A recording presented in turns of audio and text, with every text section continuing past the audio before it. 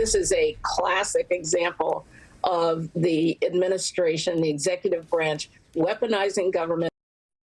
A line crossed in the DOJ indictment of a Democratic official, a lawmaker today. I'm joined by Professor Jason Johnson. I walked through the facts and the wider pattern here. What do you see tonight? What I see is just the continuation of the overreach of this new sort of authoritarian regime.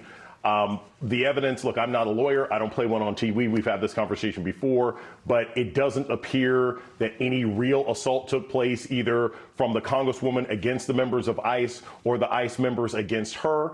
Clearly, Alina Habba just wants to intimidate people. This is not the first, second, or fifth time we've seen this. We see the same thing happening right now with the Judge Hannah Dugan in Milwaukee. This administration wants to frighten elected officials into not standing up against their overreaches of power. And this is just another example of it. I hope that this case falls apart just like the case against Ras Baraka, but I fear that they will simply start targeting people who perhaps are less high profile and have less resources and are less able to defend themselves against this kind of overreach. Yeah, and it tells you something that they've tried to offer pleas and had these backroom deals, which is how they went at law firms. Different example, there weren't criminal charges pending there, but right. They like to see if anyone will play ball for any number of reasons. And as you mentioned, these are real humans. Not everyone wants to become the public face of this. Didn't choose it, may not have the resources, may have family or other reasons. Not everyone's in the same level of strength, to be frank. What does it tell you that the mayor was in court? Could imagine someone in his life going, hey, there's a lot of stuff. Do you have to be this guy? Could you take a plea and move aside? What does it tell you that he stood firm and very quickly found the case fell apart and they dropped it? Well, I think what it shows is two things. One, strength of his convictions, right? The mayor's like, look, I know this is garbage. I'm going to stand for it. And two, and I want to say this because I think it's really important when you looked at elected officials doing something that creates sort of chaos or frustration one way or another. There are times when activists or elected officials actually want to get arrested. Right? They want to symbolically be arrested because they're trying to make a point. But that's not what's happening here. These are people who are just doing their jobs, and they're standing up for the fact that they're doing their jobs despite being arrested. Yeah, I think that's an important distinction. And I showed very clearly members of both parties sometimes do these larger theatrics, right? That's very different than the federal government responding with all of the priorities it has and saying, let's make a trespassing case out of this. If, for example, Congressman Gates had tiptoed past what was technically the line of how to visit a prison or not, we have never seen it dealt with this way, which adds to the evidence that this is political targeting. I want you to hang with me and make another point, because Trump DOJ officials have said this is about protecting the agents and officers. Take a listen. We love you. You're very special. They were warriors, but they were really more than anything else. They're victims of what happened. They ought to release the J6 hostages. It will be my great honor to pardon the peaceful January 6 protesters. 169 of them have pleaded guilty to assaulting police officers. Because they had no choice. 900 pleaded guilty to other crimes. They're also going to be eligible for a pardon from you? Listen, it's a very tough system. We hope they come out tonight, frankly. President Trump, we should remember, used his pardon power on day one for the most sweeping and controversial pardon of people ever convicted of crimes against the United States, including, as you saw there, a lot of attacks on police. Today, top DOJ officials and others working for Trump said this case against the lawmaker is all about showing that attacks on law enforcement won't be tolerated, separate from the fact pattern, which is, of course, now under debate in a federal case, of what happened there. It is not something that most people can take seriously, given that the day one priority was not only to tolerate, but embrace people who attacked federal law enforcement. With that point in mind, we want to broaden the conversation and bring in the New York Times Magazine's Emily Bazelon. Jason is still with us. Emily, your thoughts tonight? You know, prosecutors have enormous discretion, right? So you look at a case like this, you think, is this a good use of resources? Did somebody get hurt here? Was the protest out of control in some way that clearly violates the law?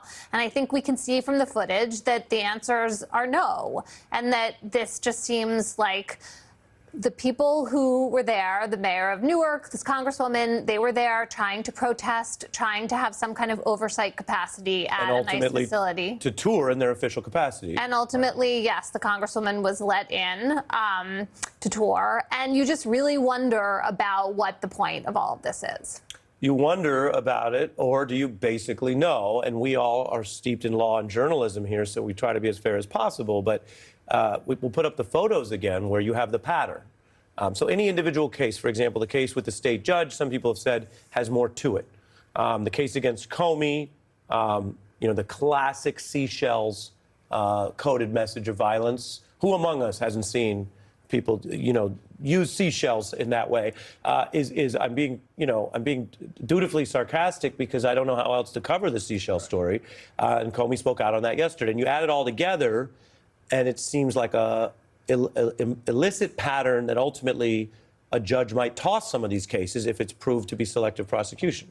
Right. It does look like a pattern. Even when judges toss bad cases, when people are under investigation and have been indicted, that is a big deal in their lives. And certainly it can have a chilling effect on other folks. And so to think about, in this circumstance, arresting, charging a congresswoman from the opposing party who was going in some form of protest, those are all very sensitive matters, right? A president going in a president's Justice Department, and Trump does consider this to be his Justice Department. He has said that. The Justice Department going after someone in another branch from a rival political party who was trying to exercise oversight in the form of protests. Those are three things that we would never expect to see until now. Yeah. Jason, take a listen to a little bit more of the mayor, because we've all heard about the so-called flood the zone strategy. If there wasn't so much else going on, and I don't know, I can't report why the timing went this way, but if there wasn't so much going on, the big story would just be that the huge case they trotted out fell on its face and collapsed, and they dropped it, right? But they within the hours of that last night, they got this other thing in. I point that out. People can make of it what they will, but here was the mayor.